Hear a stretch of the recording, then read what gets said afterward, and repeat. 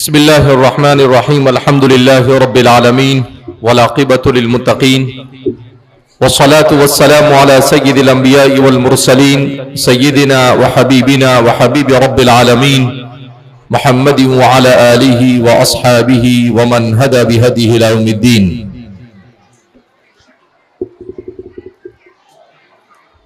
क़ाल अल्लाहु तबारक व तआला फ़ी किताबिहिल मजीद वल फ़ुरक़ानिल हमीद फ़अऊज़ु बिल्लाहि मिनश शैतानिर रजीम बिस्मिल्लाहिर रहमानिर रहीम। वल्लज़ीना कफ़रू यतमत्तऊन व यअकुलून कमा तअकुलुल अनआम वन्नारु मथवन लहुम। व क़ाल तबारक व तआला या अय्युहल्लज़ीना आमनु उदख़ुलू फ़िस्सिल्मि काफ़्फ़ा वला तत्तबिऊ ख़ुतवातिश शैतान इन्नहु लकुम अदुव्वुम मुबीन। व क़ाल तबारक व तआला व इज़ क़ाल लुक़मानु लिब्निही व हुवा यईज़ुहु या बुनय्य ला तुश्रिक बिल्लाह इन्नश्शिर्क लज़ुल्मुन अज़ीम।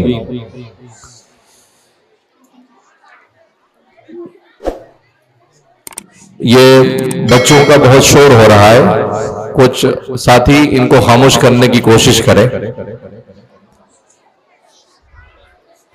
बिरादरान इस्लाम, हम अल्लाह रब्बुल इज़्ज़त का जितना भी शुक्र अदा करें कम है कि अल्लाह रब्बुल इज़्ज़त ने हमें ईमान और इस्लाम जैसी आज़ीम नेमत अता फरमाई।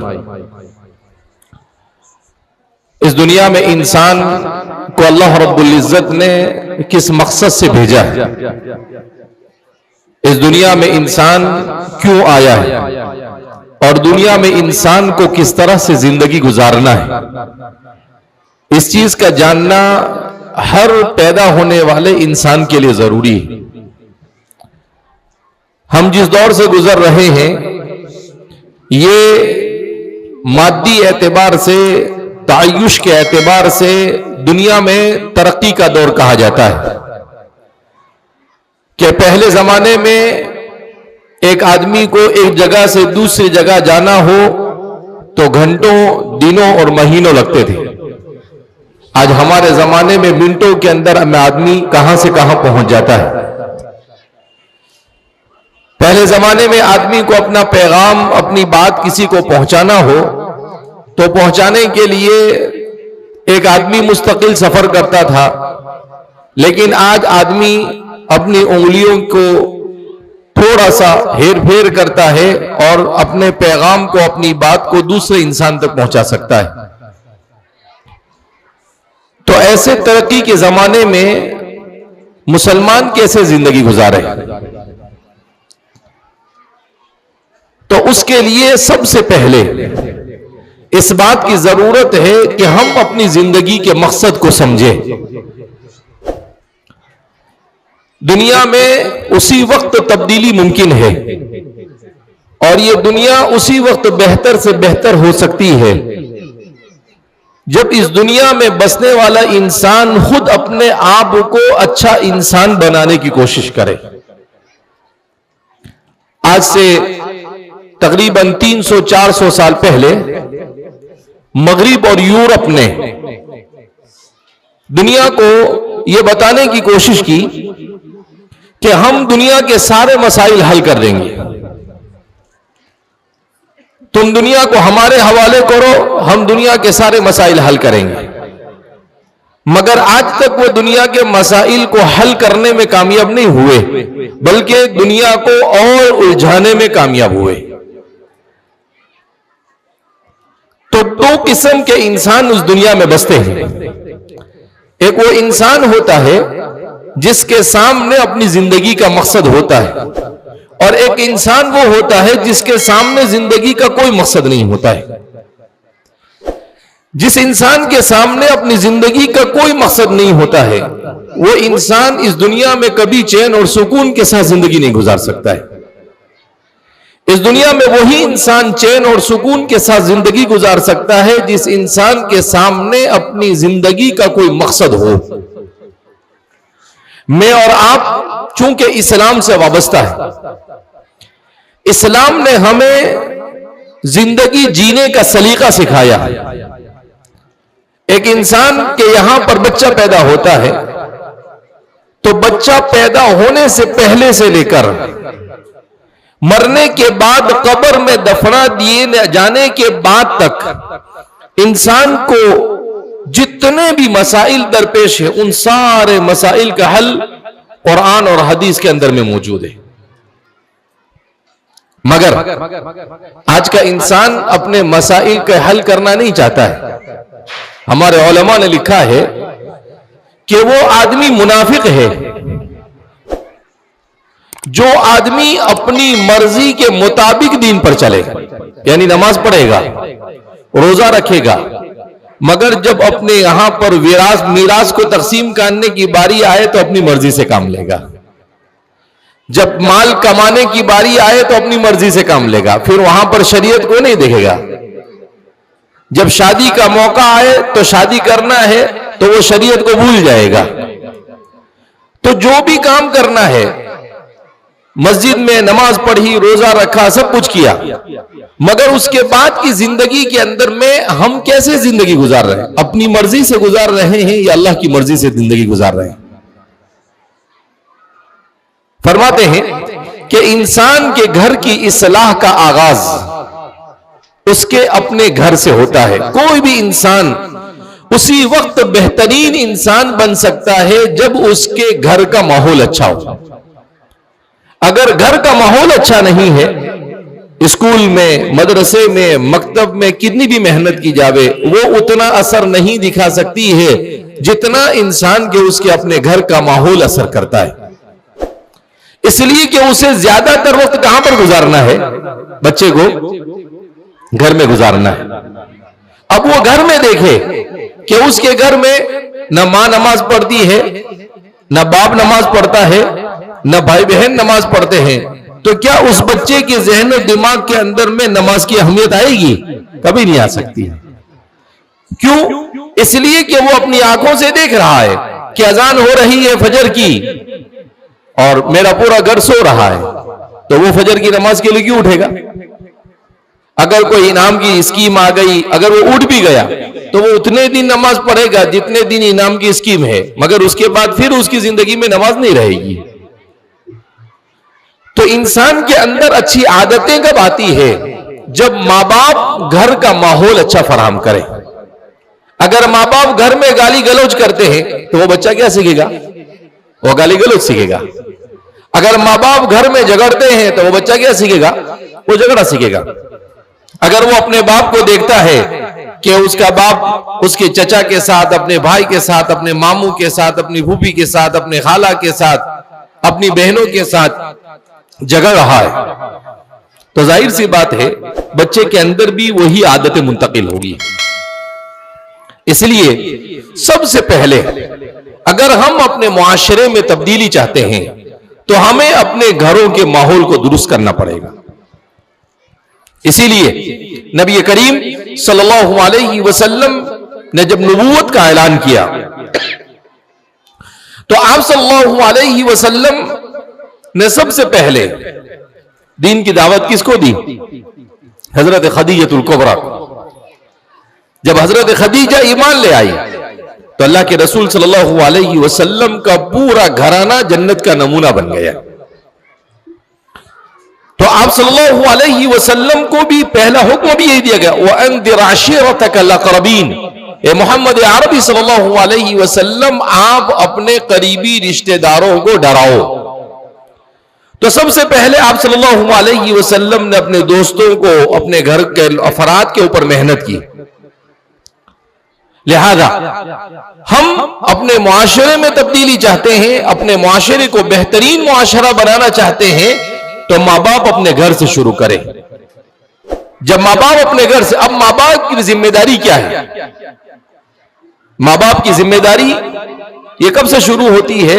बच्चा पैदा होने से नहीं, बल्कि शादी से माँ बाप की जिम्मेदारी शुरू हो जाती है। इसीलिए अल्लाह के रसूल सल्लल्लाहु अलैहि वसल्लम ने इरशाद फरमाया कि आदमी जब शादी करे तो वो नेक औरत से शादी करे। जब मर्द शादी करे तो वो नेक औरत से, और औरत शादी करे तो वो नेक मर्द से। आज हमारे यहां पर ये नहीं देखा जाता है कि जिससे शादी कर रहे हैं हम अपने बेटे के या अपने बेटी की वो नमाज सलात पढ़ता है या नहीं, वो दीन के साथ वाबस्ता है या नहीं। नहीं, हम ये देखते हैं कि उसको सैलरी कितनी मिलती है, उसका घर बार है या नहीं।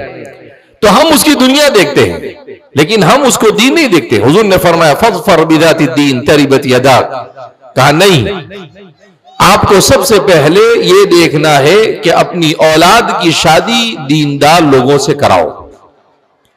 अगर आपने अपनी औलाद की शादी दीनदार से नहीं कराई तो आपके आइंदा आने वाली नस्लों के अंदर में दीन की कोई गारंटी नहीं दी जा सकती। तो फरमाते हैं कि मर्द को भी ऐसी औरत ढूंढनी चाहिए जो दीनदार हो।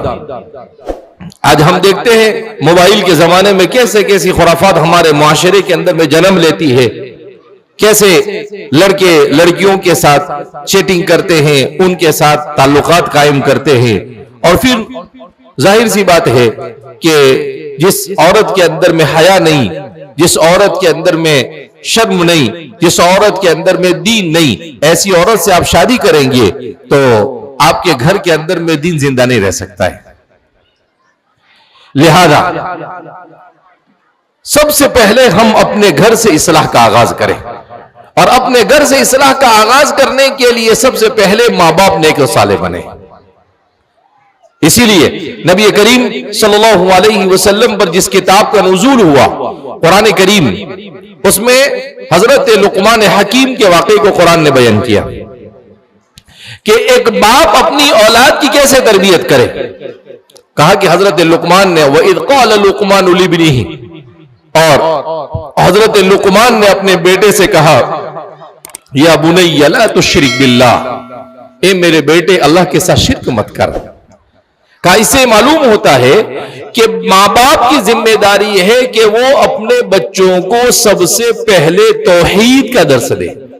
अब मां बाप को ही नहीं मालूम तौहीद किसको कहते हैं,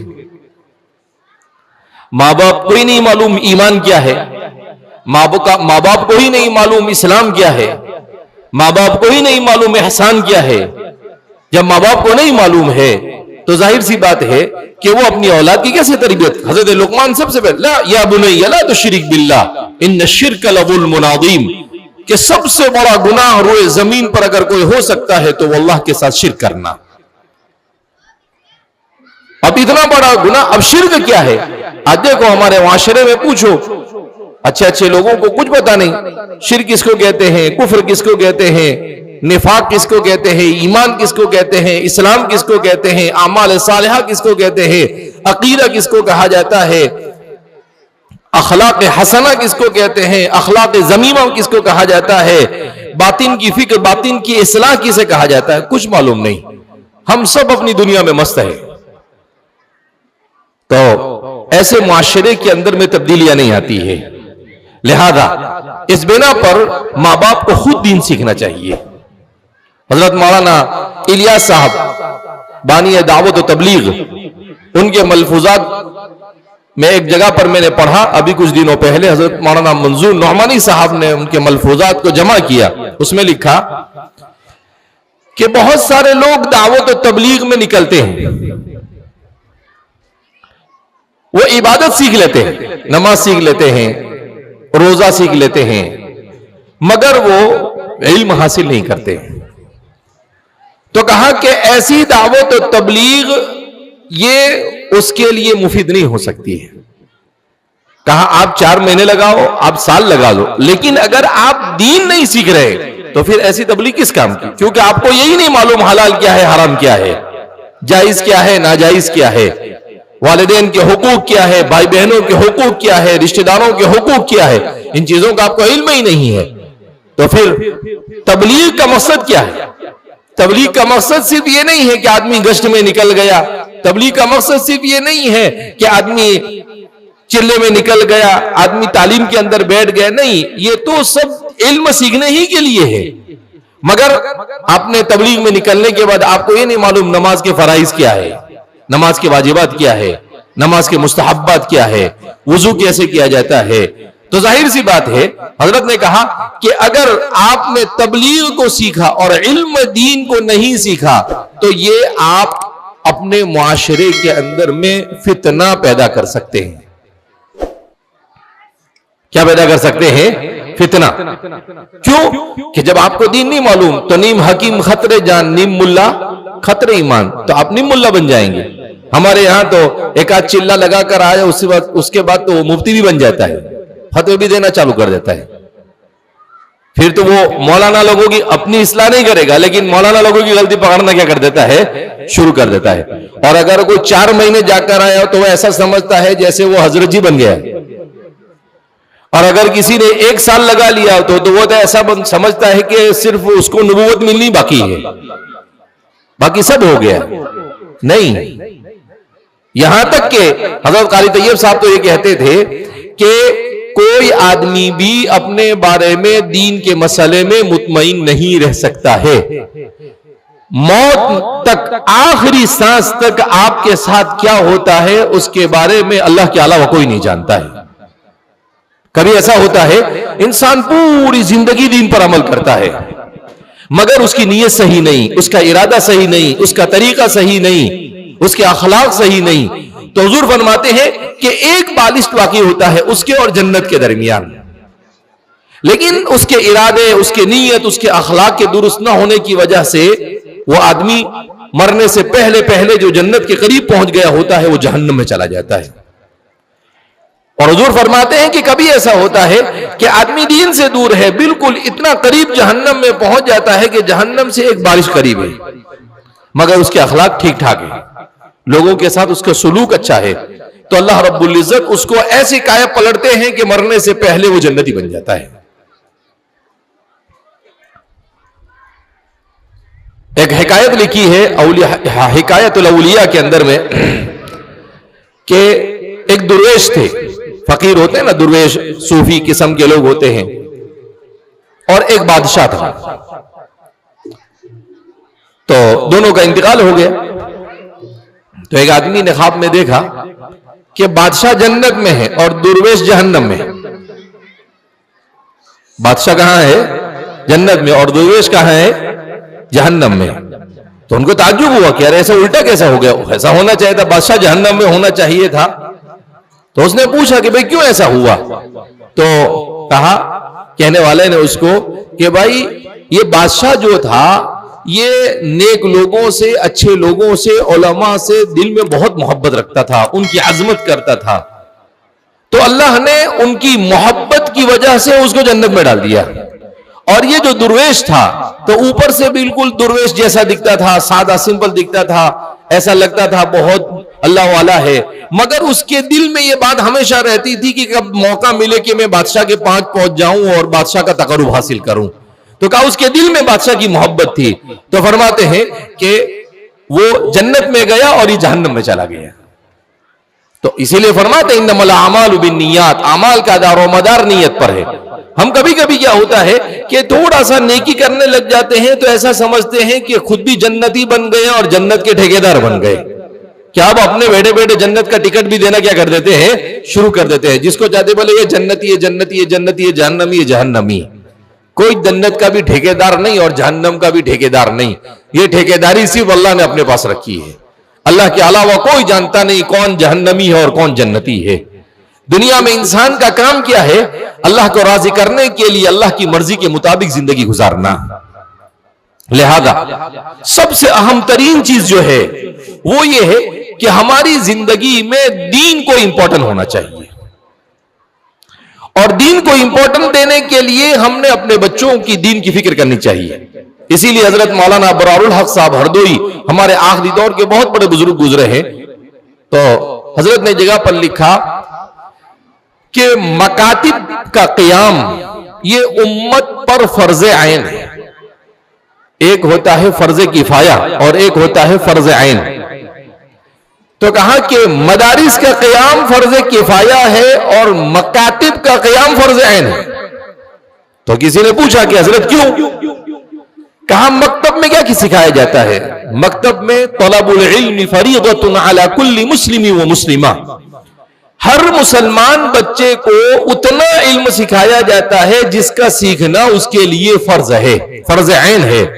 उसको कुरान पढ़ना सिखाया जाता है। हकीमुल उम्मत हज़रत थानवी रहमतुल्लाह अलैह फरमाते थे कि सबसे पहली चीज जो बच्चे को सिखाई जानी चाहिए वो अकीदा सिखाया जाना चाहिए, अल्लाह के बारे में, अल्लाह के रसूल के बारे में, क़यामत के बारे में।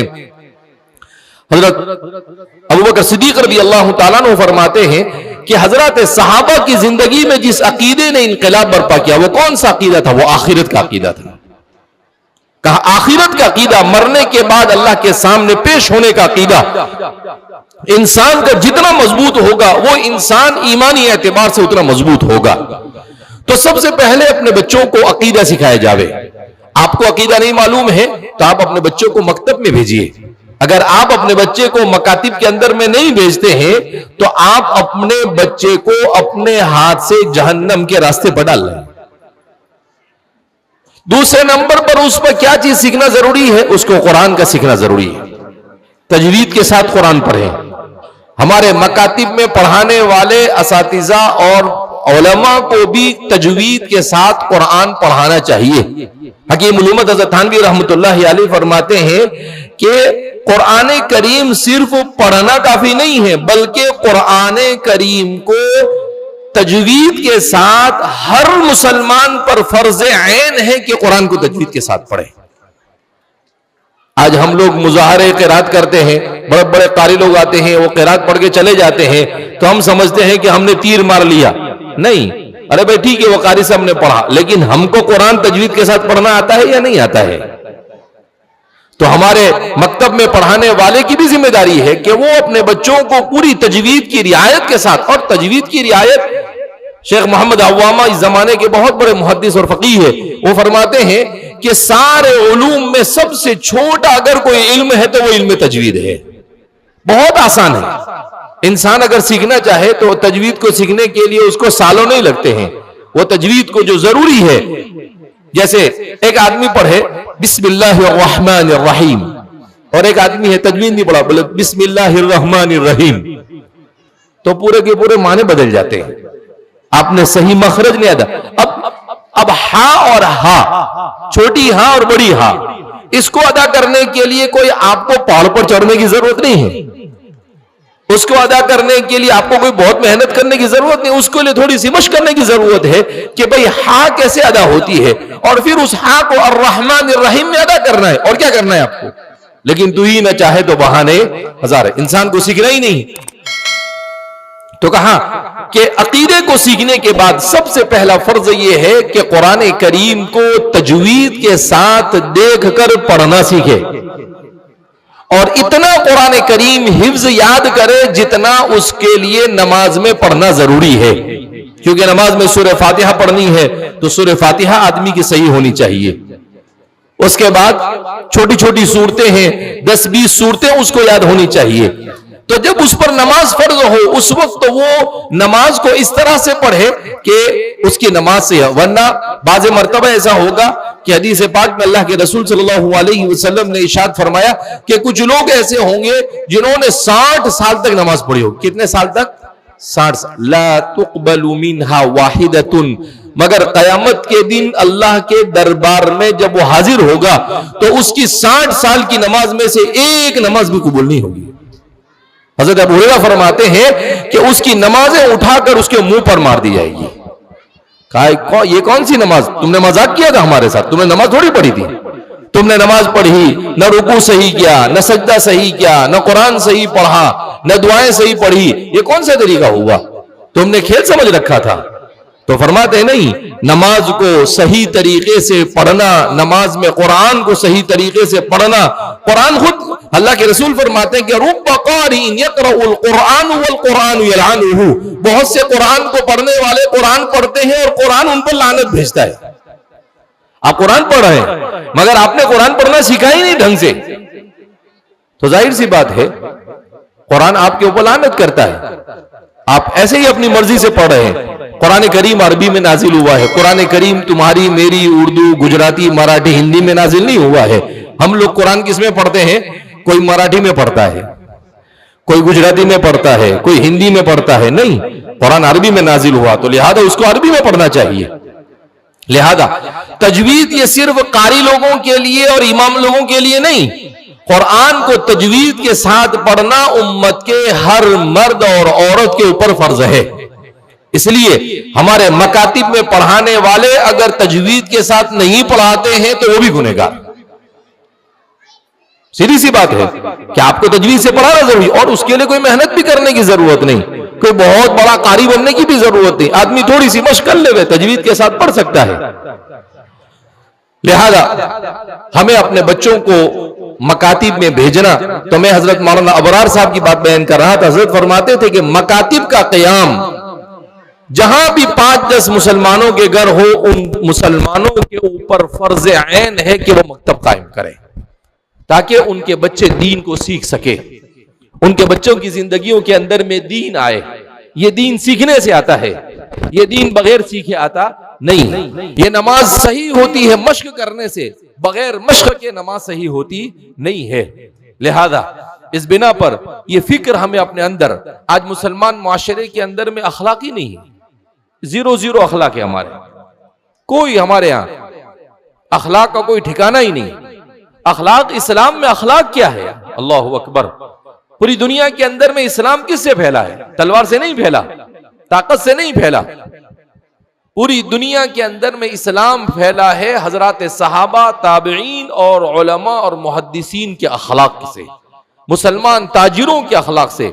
मैं अभी कुछ सालों पहले गया था इंडोनेशिया, तो वहां इंडोनेशिया में देखा दुनिया का सबसे बड़ा मुसलमानों का मुल्क, जहां पर तकरीबन 25 से 30 करोड़ मुसलमान। मालूम किया, कहा यहां पर मुसलमानों ने कभी कोई जंग ही नहीं की। तो मैंने कहा यहां कैसे लोग मुसलमान हुए? कहा मुसलमान ताजिर यहां पर आते थे अरब मुल्कों से, वो अमानतदारी और दियानतदारी और हुस्न अखलाक के साथ वो तिजारत करते थे। उनकी तिजारत से मुतासिर होकर यहां के लोग इस्लाम में दाखिल हुए। अभी कुछ दिनों पहले एक अरब मुफक्किर को मैं पढ़ रहा था, वो कहते हैं कि एक मर्तबा में अपने सामने दुनिया का जोग्राफिया लेकर बैठा कि यहां अमेरिका है, यहां हिंदुस्तान है, यहां ये है, यहां ये है, और फिर उसके बाद मैं तारीख लेकर बैठा। तो मुझे ताज्जुब हुआ कि दुनिया का तकरीबन 70% हिस्सा ऐसा है जिसको मुसलमानों ने अपने अखलाक से फतह किया है। कितना फीसद? 70%। कहा 25-30% हिस्सा ऐसा है जहां पर मुसलमानों को जंग की नौबत आई, वरना 70% हिस्सा ऐसा है जिसको मुसलमानों ने अपने अखलाक से जीता। अल्लाह के रसूल सल्लल्लाहु अलैहि वसल्लम मक्के मुकर्रमा में थे, मक्का वालों ने कितना सताया, मदीना चले गए, मदीना से आए, फातिहाना मक्का में दाखिल होते हैं, और मक्का में जब दाखिल होते हैं एक सहाबी की जबान से निकल जाता था अल यौम यौमुल मलहमा, कि आज तो बदले का दिन है, आज इनको बराबर मार पिलाएंगे। अल्लाह के रसूल सल्लल्लाहु अलैहि वसल्लम को किसी ने आकर कह दिया कि फला सहाबी है और वो ऐसा कह रहे हैं, हुजूर ने कहा उनके पास से झंडा ले लो, उनके पास से झंडा ले। कहा कि नहीं, अल यौम यौमुल मरहमा, कहा ये बदले का दिन नहीं है, ये माफ करने का दिन है। वो लोग जिन्होंने अल्लाह के रसूल को कत्ल करने की कोशिशें की, हुजूर को जान से मार देने की कोशिशें की, आपके रास्ते में कांटे बिछाए, आप नमाज पढ़ रहे थे तो आपके बदन के ऊपर ऊंट की ओज लाकर डाल दी, आपको कितना सताया, आपके सहाबा को कितनों को शहीद कर दिया। मगर कुर्बान जाइए मेरे और आपके आका सल्लल्लाहु अलैहि वसल्लम पर कि फतेह मक्का के मौके पर आते हैं और आप कहते हैं इज़हबू फअंतुम तुलक़ा, जाओ तुमको सबको माफ कर दिया। आपने माफ क्या किया? आपने कहा कि मैं तुम्हें ऐसे ही माफ करता हूं जैसे यूसुफ ने अपने भाइयों को माफ किया था। यूसुफ अलैहिस्सलाम के भाइयों ने यूसुफ अलैहिस्सलाम को कहां डाल दिया था? कुएं में डाल दिया था, मगर यूसुफ अलैहिस्सलाम ने उनसे बदला नहीं लिया। वो तो अजीज मिस्र के बादशाह बन गए थे, अगर वो चाहते तो क्या उनको सजा नहीं दे सकते थे, मगर उन्होंने माफ कर दिया। कहा मैं भी आज तुम सबको माफ कर देता हूं, जैसे यूसुफ ने अपने भाइयों को क्या कर दिया था, माफ कर दिया था। उसका असर क्या हुआ कि वो पूरा मक्का में जितने लोग थे वो सब के सब इस्लाम में दाखिल हो गए। तो अखलाक से जिस तरह से जीता जाता है वैसा इंसान ताकत से, गुस्से से और अपने तकब्बुर से इंसान का दिल नहीं जीत सकता है जितना वो अखलाक से जीत सकता है। लिहाजा इस बिना पर हमें अपने अखलाक को दुरुस्त करने की जरूरत है कि हमें माफ करना सीखना चाहिए। हमारे जमाने में सबसे बड़ा मसला क्या है? सबसे बड़ा मसला यह है कि हर आदमी अपना हक हासिल करना चाहता है कि उसका हक उसको पूरा मिल जावे, मगर उस पर जो लोगों के हुकूक है उन हुकूक को अदा करना नहीं चाहता है। इसीलिए झगड़े का आसान इसका तरीका यह है कि हर आदमी अपने ऊपर जो हक है दूसरों के वो पूरे अदा करे। दुनिया के अंदर में रिश्तेदारियां भूल चुके हैं, सिला रहमी भूल चुके हैं। हमें यह है कि बस जो कुछ है वो ये दुनिया ही है, उसके बाद और कुछ होने ही वाला नहीं है। नहीं, ये हमारी गलत सोच है। ये दुनिया कुछ नहीं है। वमा हादिल हयातुद दुनिया इल्ला लहू व लइब। असल तो इस दुनिया में आप जिंदगी गुजार कर जाओगे और मरने के बाद जो अल्लाह के यहाँ हिसाब देना है वो असल है। वहां पर आप क्या करो, अल्लाह के सामने क्या मुंह दिखाओगे? आपने लोगों के हुकूक को मारा होगा। फरमाते हैं कि बहुत सारे लोग कयामत के दिन आएंगे और देखेंगे कि यार बहुत नेकियां की थी, इसमें तो नेकियां ही नहीं मेरी। तो अल्लाह से कहेंगे कि अल्लाह, एक हदीस में आता है, तिरमिज़ी शरीफ की रिवायत है कि अल्लाह मैंने तो बड़ी बड़ी नेकियां की, इसमें तो नेकियां ही नहीं, कहाँ गई? तो अल्लाह फरमाएंगे क्यों? तू लोगों की बड़ी गीबतें करता था। कहा वो सारी तेरी नेकियां उठाकर उन लोगों को दे दी गई जिसकी तू गीबत किया करता था। आज हमारे माशरे में आम है कि आदमी नमाज पढ़ता है, रोजा रखता है, मगर लोगों की गीबतें आम है। हमारे यहाँ पर व्हाट्सएप के जरिए लोगों की किरदार कशी करना, ये सब आम है। क्या समझते आदमी कुछ नहीं होगा? अल्लाह के यहाँ हर चीज का हिसाब देना पड़ेगा। इसलिए कहा इस्लाम ने किसी की इस्लाह का तरीका, अगर आपको किसी की इस्लाह करना है, उसकी इस्लाह का तरीका क्या है? का उसकी इस्लाह का तरीका यह है कि तन्हाई में आप उसको जाकर कहे कि भाई आपके अंदर ये कमी है, इसको आप दूर करो। अगर उसने सही कर लिया तो ठीक है, बाकी उसके अलावा आपकी कोई दूसरी जिम्मेदारी बनती नहीं है।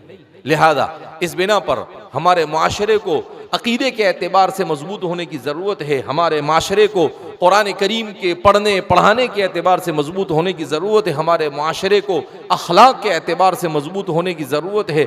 हमारे माशरे को आपस में एक दूसरे के साथ मामलात को दुरुस्त करने की ज़रूरत है। आज हमारे माशरे के अंदर मामलात बिल्कुल ख़त्म हो गए। अब देखो, मुसलमान गली में से गुजरो आप, किसी ने यहाँ स्कूटर खड़ा किया है, किसी ने यहाँ गाड़ी खड़ी की है, अब सारे लोग बेचारे परेशान हैं। इस्लाम में नाजायज और हराम है।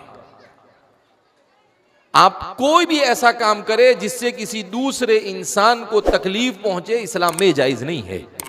आदमी गाड़ी भी चलाए सड़क पर तो ऐसे गाड़ी चलाए किसी दूसरे को तकलीफ नहीं होनी चाहिए। आदमी गाड़ी पार्क भी करे तो ऐसी जगह पर पार्क करे कि जहां पर किसी दूसरे को तकलीफ ना हो। आदमी अब मेडिकल में दवा के लिए बिल्कुल रास्ते में है, वहीं गाड़ी खड़ी करेगा, उतर कर चला जाएगा, 10 आदमी को बेचारों को तकलीफ होगी। तो ये इस्लाम ने दुनिया के अंदर में बेहतरीन इंसान बनकर जीना सिखाया है कि आप कैसे बेहतरीन। हुजूर ने फरमाया कि कोई आदमी अगर अपने पड़ोसी, उसका पड़ोसी उससे महफूज नहीं है, फरमाया कि वो जन्नत की खुशबू भी नहीं पाएगा। आज देखें हम अपने पड़ोसियों के साथ हमारा क्या सुलूक होता है। बहरहाल तो हमें अपने मकातिब को मजबूत करना, अपने मसाजिद को मजबूत करना, अपने दावत व तबलीग के निज़ाम को मजबूत करना। और हम मोमिन मुसलमान है, हालात आए, परेशानियां आई, मोमिन हालात में निखरता है, बिखरता नहीं है। हालात परेशानियां, ये दुनिया है, ये कोई जन्नत थोड़ी है। दुनिया ही में तो हालात आएंगे, जन्नत में थोड़ी हालात आने। जन्नत में तो आराम है, लेकिन इस दुनिया से हालात से गुजर कर जाना पड़ेगा इंसान को। लिहाजा इस बिना पर हालात से घबराने की जरूरत नहीं। कैसे भी हालात आए, हमें एक चीज हमेशा अपने पेश नजर रखनी चाहिए कि अल्लाह मुझसे नाराज नहीं होना चाहिए।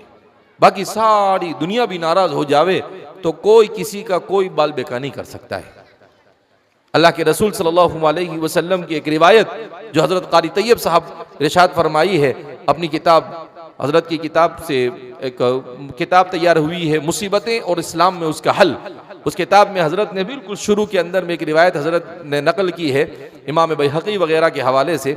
उस रिवायत में क्या फरमाया कि मल्लम यर्द बिक़दाई, जो मेरे फैसले से राजी न हो, वलम यस्बिर अला बलाई, और जो मेरी तरफ से भेजे जाने वाली मुसीबत पर सब्र न करे, वलम यशकुर अला निअमाई, और जो मेरी नियामत पर शुक्र न अदा करे, वलम यक़ना अला अताई, और मैं जो कुछ दूं उस पर राजी न हो जाए। क़नाअत इसको कहते हैं कि अल्लाह ने जितना दिया बंदा उसी पर राजी हो जावे। अल्लाह फरमाते हैं फलयतलुब रब्बन सिवाई, तो उसे चाहिए कि वो मेरे अलावा किसी और को रब तलाश कर लेवे। अल्लाह के अलावा कोई रब है दुनिया में? कोई रब नहीं है। अल्लाह के साथ मेरा और आपका ताल्लुक ऐसा होना चाहिए कि अल्लाह रब्बुल इज़्ज़त ही अरहमुर राहिमीन है।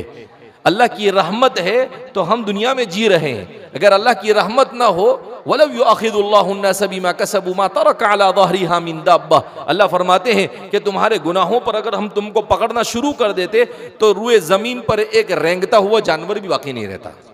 तुम भी खत्म हो जाते और तुम्हारे साथ रुए ज़मीन के सारे जानवर खत्म हो जाते। क्यों?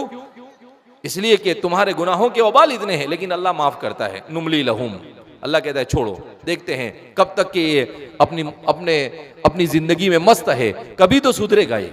लिहाजा इस बिना पर हमें बहुत सीरियस होकर ज़िंदगी गुजारने की ज़रूरत है। एक ही मकसद ज़िंदगी में होना चाहिए। वो मकसद क्या होना चाहिए? मेरा और आपका खालिक मुझसे राज़ी हो जावे। और अल्लाह को राज़ी करने का आसान तरीका ये है कि इंसान दीन को सीखे, अल्लाह के हुकूक को समझे, अल्लाह की मखलूक के हुकूक को समझे और उन हुकूक को इखलास और लिल्लाहियत के साथ अदा करने की कोशिश करे। लिहाजा हम अपने बच्चों को दीन सिखाए। हमारे बच्चे नाजरा कुरान पूरा हो गया, उसके बाद छुट्टी। क्या होता है, 3 साल 4 साल का बच्चा हमारा मकतब में आता है, पारे आम पढ़ता है, नाजरा पढ़ता है, सब पढ़ते पढ़ते वो 5 साल उसको लगते हैं, 5 साल 6 साल लगते हैं। अब वो जब बच्चा हमारा 5वीं 6ठी में होता है तो उसका नाजरा खत्म हो जाता है। उसके बाद वो बच्चा मकतब छोड़ देता है। अब मकतब छोड़ने के बाद क्या असर होता है? घर में तो दीन है ही नहीं। अगर घर में दीनदारी है तो वो नमाज पढ़ेगा, अगर घर में दीन नहीं है तो जैसे ही मकतब छूटेगा वो नमाज़ें भी छोड़ देगा, वो दीन से भी दूर हो जाएगा। लिहाजा इस बिना पर हमारे उन बच्चों की फिक्र करने की ज़रूरत है जो बच्चे नाजरा कुरान ख़त्म करने के बाद, हिफ्ज़ कर लेने के बाद दीन से दूर हो रहे हैं। तो हमारे मरकज़ की मस्जिद के ज़िम्मेदारों से मैंने बात की थी इससे पहले भी कि मगरिब के बाद ऐसा निज़ाम बनाना चाहिए जिसमें हमारे इन बच्चों को जो 7वीं 8वीं 9वीं 10वीं 11वीं और 12वीं में पढ़ रहे हैं, जो दीन से दूर हो रहे हैं, उन बच्चों को मगरिब के बाद 1 घंटा उनको बुलाओ और 1 घंटा उनको दीन से वाबस्ता करो, उनको कुरान करीम सिखाओ। हज़रत उमर रज़ी अल्लाह ताला अन्हु ने अपने जिम्मेदारों को लिखा कि हर मुसलमान औरत को कुरान करीम की सूरह नूर की तफसीर सिखाओ, तो उसके अंदर में हया वाली जिंदगी आएगी। और मुसलमान नौजवानों को सिखाओ, कहा सूरह बकरा, सूरह निसा, सूरह माइदा, सूरह आराफ और सूरह तौबा, कहा इन सूरतों की तफसीर सिखाओ। तो कम से कम पूरा कुरान नहीं तो इसकी तफसीर ही हम अपने बच्चों को पढ़ा देवे। कुछ हदीसें मुंतखब कर कर जो हमारे हालात के एतबार से वो हम पढ़ावे, लेकिन उसके लिए बच्चों को भी फिक्रमंद होना पड़ेगा, माँ बाप को भी फिक्रमंद होना पड़ेगा, उलमा को भी फिक्रमंद होना पड़ेगा, जिम्मेदारों को भी फिक्रमंद होना पड़ेगा। सबको फिक्रमंद होकर अपने मुआशरे को दीन की तरफ लाना होगा। इसलिए कि हज़रत उमर फरमाते हैं, अअज़्ज़नल्लाहु बिल इस्लाम वलौ इब्तग़ैनल इज़्ज़त बिग़ैरिल इस्लाम लअज़ल्लनल्लाह। अल्लाह ने हमें इस्लाम की बरकत से इज्जत दी है। अगर हम इस्लाम के रास्ते को छोड़कर किसी दूसरे रास्ते से इज्जत तलाश करने जाएंगे, अल्लाह हमें ज़लील व ख़ार कर छोड़ेगा। जब तक के मुआशरे में दीन जिंदा नहीं होगा, मुआशरे के अंदर में अल्लाह की मदद और अल्लाह की नुसरत नहीं आ सकती है। लिहाजा इस बिना पर हम अपनी सफ़ों में इत्तेहाद पैदा करें, छोटी छोटी बातों पर झगड़ना, गुस्सा हो जाना, इन चीज़ों से बचे, मस्जिदों से वाबस्ता हो, मकातिब से वाबस्ता हो, अपने बच्चों को, अपने नौजवानों को, अपनी औरतों को दीन से वाबस्ता करें। हमारे यहाँ पर जामिया के क्वार्टर के अंदर में लड़कियों के अंदर में हिफ्ज़ का निज़ाम शुरू किया। तो कल मैं अपनी बच्ची को छोड़ने के लिए गया, हिफ्ज़ उसका शुरू हुआ है, तो मैंने पूछा कि मौलवी साहब कितनी बच्ची है? बोले हजरत बहुत बच्चियां हैं। बोले कितनी है? बोले 40 बच्ची है जिन्होंने हिफ्ज़ शुरू किया है। कहा कि बच्चियां कुरान करीम 1 साल 1.5 साल के अंदर में कुरान हिफ्ज़ कर लेती है। हमारे घर में हमारी बच्ची कोरोना से पहले बोला कि अब्बा मुझे हाफिज़ बनना है। बोला शुरू कर दो। कोरोना जब शुरू हुआ तो हिफ्ज़ शुरू किया, कोरोना ख़त्म हुआ तो उसका हिफ्ज़ भी पूरा हो गया। तो उसके बाद मैंने कहा कि इतना आसान है, बच्चियां अल्हम्दुलिल्लाह अल्लाह ने इनको जहानत दी है। तो उसके बाद हमने हमारे तो अब हर साल 10-20 बच्चियां कुरान का हिफ्ज़ कर, तो हमें अपनी बच्चियों को कुरान की हाफिज़ा बनानी चाहिए। तो ये सारी चीज़ें ज़रूरी है। हमारे बच्चों को कुरान के हाफिज़ बनाना चाहिए। हाफिज़ बन जाए उसके बाद उनको आलिम बनाने की भी कोशिश करनी चाहिए। आलिम नहीं भी बने तो कम से कम वो दीन के इल्म के साथ हमेशा वाबस्ता रहे। बहरहाल अल्लाह रब्बुल इज़्ज़त से दुआ करते हैं कि अल्लाह रब्बुल इज़्ज़त हमारे मकतब के इस प्रोग्राम को कामयाबी अता फरमाए और अल्लाह हमारे इस मकतब में पढ़ने वाले हमारे बच्चों को दीन की अज़मत अता फरमाए और वालिदैन को अपने बच्चों की दीन की फ़िक्र करने की तौफीक मरहमत फरमाए। खुद हमें भी दीन सीखने की ज़रूरत है। बड़ी उम्र होने के बाद भी कुरान नहीं आता है तो ऐसा नहीं कि अब क्या है, बुढ़े हो गए। अरे बुढ़े हो गए बराबर है, कल क़यामत के दिन अल्लाह पूछेगा कुरान नहीं सीखा, बुढ़ा हो गया था, तो काम थोड़ी चलना। अल्लाह बोलेगा क्यों, बुढ़ा हुआ वहाँ तक कहाँ गया था? बुढ़ा होते होते भी सीख लेगा। अगर सीखते सीखते मर जाएंगे तो जन्नत का रास्ता आसान हो जाएगा। तो बड़ी उम्र में भी इंसान सीख सकता है, ऐसा नहीं है कि इंसान नहीं सीखता है। नई दीन सीखा है तो आप दीन को बड़ी उम्र में सीखे। मस्जिदों के अंदर में हमारे उलमा ऐसे हल्के शुरू करें कि भाई चलो एक महीना कि आप मगरिब के बाद इशा के बाद आधा घंटा पौन घंटा दो, हम आपको अकायद सिखाएंगे कि एक मुसलमान का अकीदा क्या होना चाहिए, हमारी औरतों के अंदर में दीन को, मुसलमान के ज़रूरी अहकाम क्या होने चाहिए। तो वो हमें खुद फिक्र करनी पड़ेगी, किसी के फिक्र करने से कुछ नहीं होगा। कोई कितना भी बयान कर कर चला जावे, कोई कितना भी समझा कर चला जावे, लेकिन हमारे अंदर फिक्र नहीं पैदा होगी। अल्लाह के रसूल सल्लल्लाहु अलैहि वसल्लम से बड़ा मुखलिस कोई आया दुनिया में? नहीं आया। मगर अबू जहल को नहीं सुधरना था, दुनिया की कोई ताकत सुधर सकी उसको नहीं सुधर सकी। हजरत उमर को सुधरना था, सिर्फ सुधरे नहीं। हजरत अबू बकर को सिर्फ सुधरे नहीं बल्कि क़यामत तक के उनका नाम जिंदा हो गया। सानी यसनैनी हुमा फिल गौर, कुरान करीम उनका तज़किरा करता है। इसलिए मेरे दोस्तों और बुजुर्गों, हम दीन के साथ वाबस्ता हो और दीन को अपनी ज़िंदगी में जगह दे। यही मरने के बाद हमारी कामयाबी का रास्ता है। सिर्फ दुनिया दुनिया दुनिया और दुनिया की तालीम ये हमारी कामयाबी का रास्ता नहीं है। दुनिया की तालीम भी सीखे मगर सबसे मुकद्दम दीन होना चाहिए। अल्लाह रब्बुल इज़्ज़त हमें कमा हक़्क़हु दीन को सीखने की तौफीक मरहमत फरमाए। हर किस्म के शुरूर व फितन से अल्लाह हमारी हिफाजत फरमाए और हमारे इस पूरे शहर के मुसलमानों की जान माल इज़्ज़त आबरू की हिफाजत फरमाए। और अल्लाह रब्बुल इज़्ज़त हम सबको मुत्तहिद और मुत्तफ़िक़ होकर एक दूसरे के साथ मिलजुल कर नेकी में एक दूसरे का ताउन की तौफीक मरहमत फरमाए। व आखिरु दावाना अल्हम्दुलिल्लाहि रब्बिल आलमीन।